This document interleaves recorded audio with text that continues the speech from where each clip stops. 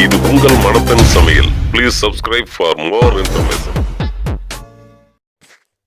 Friends, இன்னைக்கு நம்ம மணப்பெண் சமையல்ல சூப்பரான டேஸ்டியான சிக்கன் பெப்பர் ரோஸ்ட் பார்க்க போறோம். அது 1 கிலோ அளவுக்கு நம்ம செய்ய போறோம். ஃப்ரெண்ட்ஸ், வாங்க சேனலுக்குள்ள போலாம்.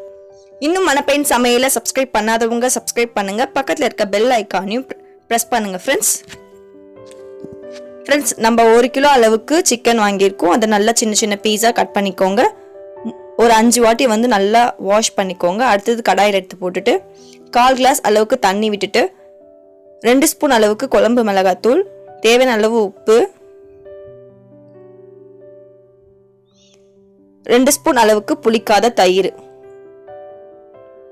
ஊத்திட்டு ஒரு 8 நிமிஷம் அளவுக்கு நீங்க வேக விடுங்க. தண்ணி ஓரளவுக்கு இருக்கட்டும், அந்த அளவுக்கு நீங்க வேக விடுங்க. முடிஞ்சா தண்ணி ஃபுல்லா சுண்டுனாலும் ஓகே தான். இப்போ நமக்கு வந்து சிக்கன் நல்லா வெந்துருச்சு, நல்லா சாஃப்டா. அதை நம்ம வந்து வேற ஒரு பவுலுக்கு மாத்திடலாம்.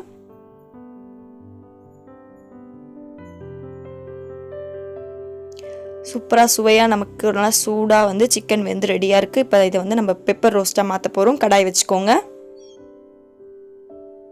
4 ஸ்பூன் அளவுக்கு எண்ணெய், பட்டை லவங்கம், 1 ஸ்பூன் அளவுக்கு சோம்பு, இஞ்சி பூண்டு பேஸ்ட் ஒரு 3 ஸ்பூன் அளவுக்கு போட்டு நல்லா ட்ரையா வந்து வதக்கிக்கோங்க. அடுத்து வந்து ஒரே ஒரு பெரிய வெங்காயம் மட்டும் ஆட் பண்ணுங்க. இதுல கிரேவி வரவே கூடாது.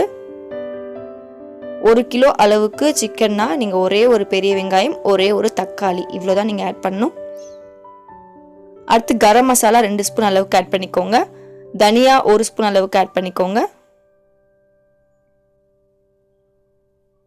சில்லி பவுடர் 1 ஸ்பூன் அளவுக்கு ஆட் பண்ணிக்கோங்க. ஃப்ரெண்ட்ஸ்,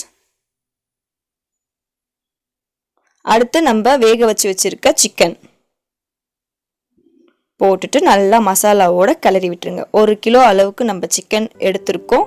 மசாலா கொஞ்சமாக தான் ரெடி பண்ணியிருக்கோம். பட் இந்த சிக்கனுக்கு இது கரெக்டாக இருக்கும். இந்த அளவே கரெக்டாக இருக்கும். ஃப்ரெண்ட்ஸ், ரொம்ப தெகிட்டாமல் ரொம்ப கரெக்டாக இருக்கும். அளவு வந்து இதே அளவே போட்டுக்கோங்க.